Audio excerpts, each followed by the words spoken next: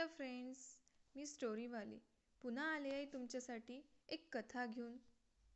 सिंदबादची दुसरी सफर. काल आपण पहिली सफर पाहिली. आज आपण सिंदबाद याची दुसरी सफर पाहणार आहोत. तर सर्व आयुष्य बगदाद शहरात राहून स्वस्तपणे सुखानुभवात घालवायचे, परंतु निरुद्योगी राहण्याचा मला लवकरच कंटाळा आला. परमुलूक पाहावे व व्यापार करावा अशी उत्कंठा पुन्हा उत्पन्न झाली. मग नीट व नफ्याचा वाटलेला माल खरेदी करून व तो गलबतावर चढवून चांगल्या प्रामाणिक व्यापाऱ्यांच्या संगतीने दुसऱ्याने मी सफरीस निघालो. आम्ही कित्येक वाटेने टापूत उतरलो व तिथे विक्री व खरेदी करून आम्हास बराच नफा झाला. एके दिवशी एक बेट आमच्या दृष्टीस पडले. तेथे फळझाडे व फुलझाडे तऱ्हेतऱ्हेची व पुष्कळ होती, परंतु ते अगदी ओसाड होते. तेथे घर किंवा खोपट तर कोठले, पण मनुष्य कधी आल्याचे सुद्धा अगदी चिन्ह दिसत नव्हते. आम्ही कित्येक त्या बेटात उतरलो व तेथे झाडांमधून ओढे वाहत होते. त्यांच्या काठाने कोणी फिरत होते, कोणी फळे व फुले तोडू लागले व मी फराळाचे घेऊन एकीकडे ओढ्याच्या काठी काही झाडे होती त्यात जाऊन बसलो. मग फराळ करून वनाची शोभा पाहत असता गुंगी आली म्हणून तेथेच लवंडलो. या ठिकाणी किती वेळ निजलो हे मला सांगवत नाही, परंतु जागा झाल्यावर पाहतो तो जहाज निघून गेले. हे पाहून मला आश्चर्य वाटले व लगबगीने उठून कोणी सोबती आहे की नाही म्हणून पाहतो तो कोणी नाही, सर्व निघून गेलेले. गलबत मात्र मोठ्या झपाट्याने चाललेले दिसत होते, परंतु ते इतके दूर होते की त्यावरील लोकांस माझे हाक ऐकू जाण्याचा संभव सुद्धा नव्हता व ते थोड्या वेळाने मुळीच दिसेनासेही झाले. मित्र हो, आपल्या संकटात पडलं असता माझ्या मनात कसे दुःखकारक विचार झाले असतील याचा तुम्ही विचार करा. मला वाटले की या दुःखाने मी मरेन. मी पुष्कळ विलाप केला, डोके बुडवून घेतले व दुःखाने जमिनीवर गडबडा लोळलो. विचार काही सुचेना. स्वतःला पुष्कळ शिव्या दिल्या. मी म्हणालो, अरे मी किती लोभी, मूर्ख. एका सफरीने इतका पैसा मिळाला असून दुसऱ्याने सुखाचा जीव दुःखात घालण्याची मला काय गरज होती. परंतु गोष्ट घडवायची ती घडून गेल्यावर शोक करून काय फळ. मग ईश्वरावर हवाला ठेवला आणि मनात आणले की आता तो काय करील ते करो. पुढे काय करावे हे काहीच सुचेना. तेव्हा शेजारी झाड होते, त्यावर चढून चोहीकडे पाहू लागलो. मनात आशा की त्यामुळे तरी वाचण्याच्या आशा वाटेल असा काही विषय, घर किंवा शेत दिसेल तर पाहावा. समुद्राच्या बाजूस पाहिले तर पाण्याखेरीज काहीच दिसेना. मग झाडावरून खाली उतरलो व खाव्याचे पदार्थ राहिले होते ते बरोबर घेऊन एक पांढरा पदार्थ जिकडे दिसत होता तिकडे चालू लागलो. तो पदार्थ फारच दूर असल्यामुळे तो काय आहे हे पाहिल्याने कळेना, पण जसा जसा मी जवळ जात चाललो तसा तसा तो फार मोठा गोळा दिसू लागला आणि अगदी शेजारी जाऊन हात लावून पाहतो तो हातास फार मऊ लागला. आता शिरावयास दार असेल या बुद्धीने मी त्याच्या सभोवती प्रदक्षिणा घातली, परंतु चोहीकडून तो पदार्थ एकसारखाच दिसे. त्यास कोठेही दार वगैरे नव्हते व तो फारच गुळगुळीत असल्यामुळे त्याच्या चढण्याचा प्रश्नच नव्हता. त्याचा घेर मी मोजला, तो सुमारे 50 कदम भरला. यावेळेस सूर्य मावळण्याच्या सुमारास होता. मग मी तेथे त्या गोळ्याकडे पाहत उभा आहे. तो इतक्यात वरून मोठा ढग आल्याप्रमाणे एकाकी काळोखी आली. त्यामुळे मला आश्चर्य वाटले आणि वर पाहतो तो एक मोठा प्रचंड पक्षी आपणाकडे उडत येत आहे असे माझ्या दृष्टीस पडले आणि मला फारच विस्मय झाला. रुख म्हणून फार प्रचंड पक्षी असतात म्हणून खलाशी लोक सांगतात ना, मी पुष्कळ वेळा ऐकले होते. त्या गोष्टीची स्मृती होऊन मी असा तर्क केला की हा पांढरा गोळा या पक्षाचे अंड असावे. हा माझा तर्क खरा झाला, कारण पुढे लवकरच तो पक्षी खाली उतरून त्या अंड्यावर बसला. तो पक्षी खाली येतो असे पाहून मी त्या अंड्याच्या जवळ जाऊन बसलो. तो असा की त्या पक्षाच्या पायाचे एक बोट माझ्या पुढे येऊन पडले. हे बोट मोठ्या झाडाच्या खोडीप्रमाणे लठ्ठ होते. मग मी डोक्याचे पागोटे काढून त्याने स्वतःला त्या पक्षाच्या बोटास बांधून घेतले. असे करण्याचा माझा उद्देश असा होता की सकाळी हा पक्षी उडून गेला म्हणजे मला या ओसाड बेटातून पार घेऊन जाईल. मी योजल्याप्रमाणे गोष्ट झालीही खरी. दुसऱ्या दिवशी सकाळी पहाट होण्यापर्यंत तो तेथून उडून गेला व त्याने मला आकाशात इतके उंच नेले की मला खाली जमिनीत दिसेनासी झाली. नंतर तो मोठ्या वेगाने खाली उतरला. त्यायोगे माझी शुद्ध भूत करून गेली. मग तो पक्षी जमिनीवर ठरतो इतक्यात मी जलदीने आपणास त्याच्या बोटापासून सोडवले आणि दूर होतो न होतो इतक्यात त्या पक्षाने एका मोठ्या सर्पावर झडप घालून त्यास चोचीत घालून तो पुन्हा आकाशात उडून गेला. या पक्षाने मला दरीत ज्या ठिकाणी सोडले ते ठिकाण म्हटले म्हणजे एक मोठी खोल दरी होती. तिच्या भोवताली चहूकडून डोंगर होते व ते इतके उंच होते की वर पाहिले असता त्याची शिखरे मेघमंडळास लागलीशी दिसत व त्याच्याकडे अगदी सरळ असल्यामुळे त्यावर चढून जाण्याचा अगदी संभव नव्हता. ते पाहून मला पहिल्यापेक्षा विशेष अधिक काळजी वाटली. मला वाटले की मी ज्या बेटात होतो ते बेट या दरीपेक्षा हजारो पट चांगले होते. तेथून येथे आल्याने माझा काही एक नफा झाला नाही. मग मी इकडे तिकडे फिरून पाहू लागलो. तो त्या दरीत जिकडे तिकडे लक्षावधी कोट्यावधी हिऱ्यांचा खच पडलेला दिसला. त्यापैकी कित्येक हिरे फारच मोठाले होते. मग त्यातील कित्येक हिरे हाती घेऊन त्याकडे पाहून वेळ घालवित होतो तो सहज अंतरावर दृष्टी गेली आणि जे पाहिले त्यामुळे हिरे पाहण्यापासून झालेला सर्व हर्ष एका क्षणात नाहीसा होऊन अंतःकरणात पराकाष्ठेचे भय उत्पन्न झाले. ते काय पाहिले म्हणाल तर सर्प. हे सर्प इतके मोठे व लांब होते की त्यातला अत्यंत लहान जरी घेतला तरी तो एवढा होता की त्यास मोठा हत्ती सहज गिळता येईल.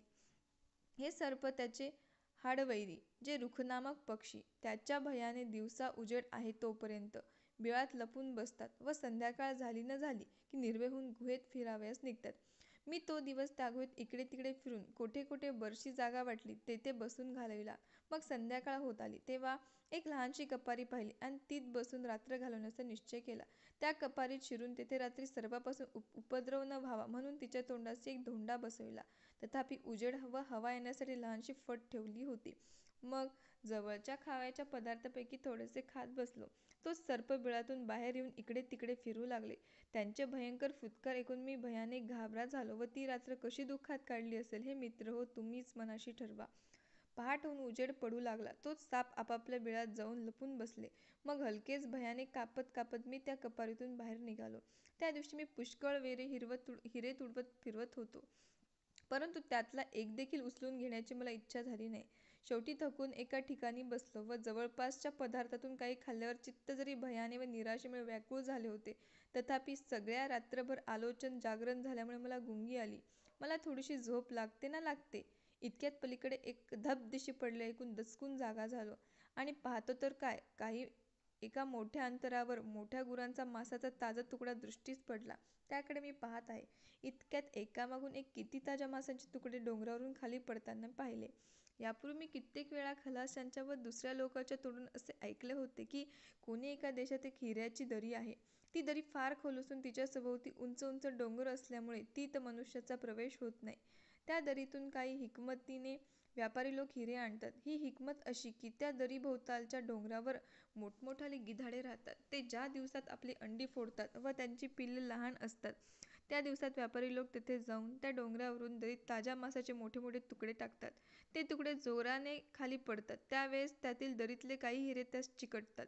ते गिधाडे फार मोठे व बळकट आहेत. ती जेव्हा मांसाचे तुकडे उचलून डोंगरावरील आपल्या घरट्यात पिलाकरता घेऊन येतात तेव्हा त्यांनी मांसाचे तुकडे वर आणले की हे व्यापारी लोक मोठ्याने ओरडून गलबला करतात.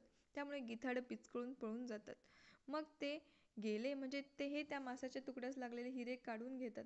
ही सर्व गोष्टी इतक्या दिवस मला अगदी खोटी वाटत असते, परंतु यावेळी तिचा खरेपणा स्वतः माझ्या प्रत्ययास आला. असो, हे मांसाचे तुकडे पडण्यापूर्वी तर या भयंकर दरीतून सुटका होण्याची मला अगदी आशा नव्हती, परंतु ते तुकडे पडताना हिरे पाहून माझ्या जीवात जीव आला.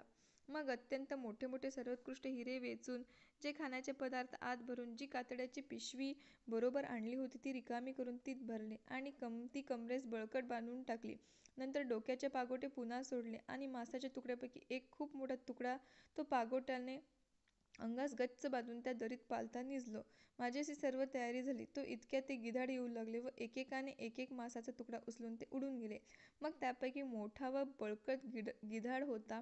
त्याने मी आपल्या अंगाला जो तुकडा बांधला होता त्यावर झेप घेऊन तो मत्सकट उचलून डोंगरावर आपल्या घरट्यात नेला.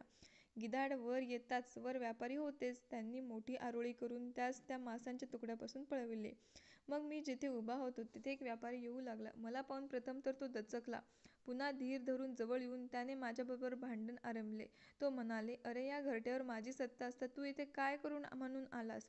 गिधाडाची ही घरटी व्यापाऱ्यांनी वाटून घेतलेली असतात. मी त्यास गरिबीने उत्तर केले, अहो शेठजी, मी कोण व या ठिकाणी कसा आलो हे आपण ऐकून घेतल्यास आपण माझवर राग करणार नाही, दयाच कराल यात संशय नाही.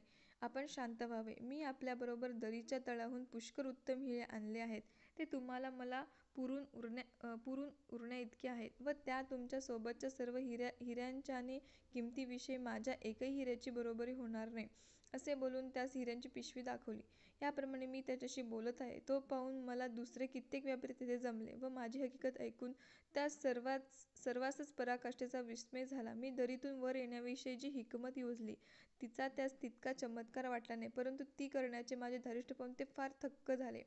मग ते सर्व जेथे राहत होते त्यांनी मला नेले. मी बरोबर जे हिरे आणले होते ते पाहून त्यास चमत्कार वाटला. ते म्हणाले, आम्ही बहुत दिवस हिऱ्यांचा व्यापार करीत आहोत, पण एवढाले व अशा पाण्याचे हिरे आम्ही पूर्वी कधीही पाहिले नाही. ज्या व्यापाऱ्यांच्या घरताट गिधाडाने मला आणले होते त्यास मी म्हणालो की शेठजी, या हिऱ्यातून हवे तितके हिरे निवडून आपणास घ्या. पण त्याने सगळ्यात लहान असा एकच हिरा घेतला.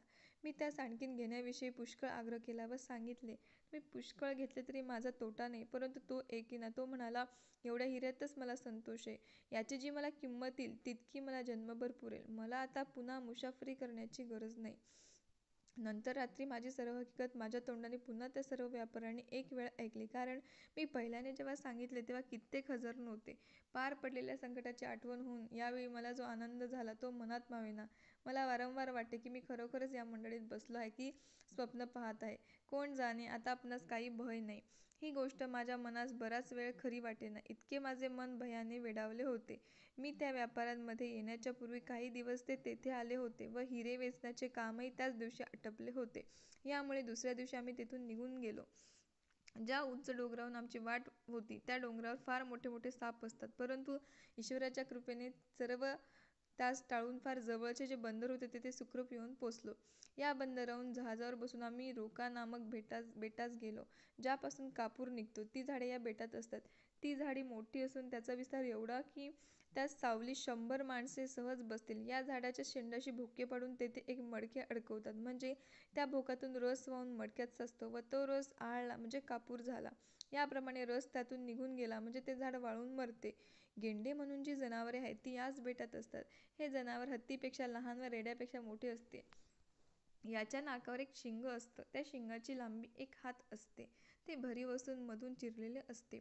त्या शिंगावर माणसाच्या चित्रासारख्या पांढऱ्या रेघा असतात. गेंडा हत्तीबरोबर लढाई करतो व ती करताना तो हत्तीच्या पोटाखाली शिरून त्यात आपले शिंग भोसकून त्या हत्तीच्या डोक्यावर घेऊन जातो. पण हत्तीचे रक्त व चरबी त्याच्या डोळ्यात शिरून काही वेळाने तो आंधळा होऊन जमिनीवर पडतो. परंतु यापुढची गोष्ट ऐकून तो तुम्हास फारच चमत्कार वाटेल. ती गोष्ट अशी की याप्रमाणे तो गेंडा पडला असता वृक्ष पक्षी त्यावर झडप घालून त्यास त्याच्या शिंगास अडकलेल्या हत्तीसकट चोचीत धरून आकाशमार्गाने नेऊन आपल्या पिल्लास खाव्यास देतो. याप्रमाणे दुसऱ्या कित्येक अद्भुत गोष्टी मी त्या बेटात पाहिल्या, परंतु त्या आता तुम्हास सांगत नाही, कारण तो सर्व सांगू लागलो तर तुम्हास कंटाळा येईल. मग जवळच्या हिऱ्यापैकी काही हिरे विकून मी त्या बेटातले काही उंची जिनस व्यापाऱ्याकरता खरेदी केले. मग तेथून निघून दुसऱ्या कित्येक बेटात गेलो व वाटेने पुष्कळ बंदरात उतरून तेथे विक्री व खरेदी करीत करीत शेवटी बसोरा शहरास येऊन पोचलो. तेथे गलबतावरून उतरून बगदाद शहरास आलो. घरी आल्यावर सर्वांनाच खूप आनंद झाला. मग शहरातील गरिबांना पुष्कळ पैसा दानधर्म केला व याप्रमाणे मोठ्या मेहनतीने व संकटाने मिळवलेली दौलत काही दिवस स्वस्त सुखाने उपभोगली. माझा चोहाकडे नवलौकिक झाला व लोकात माझी मोठी प्रसिद्धी वाढली.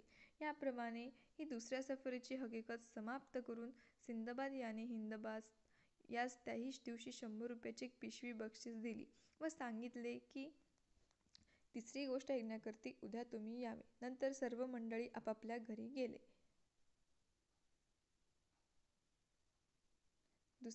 धन्यवाद.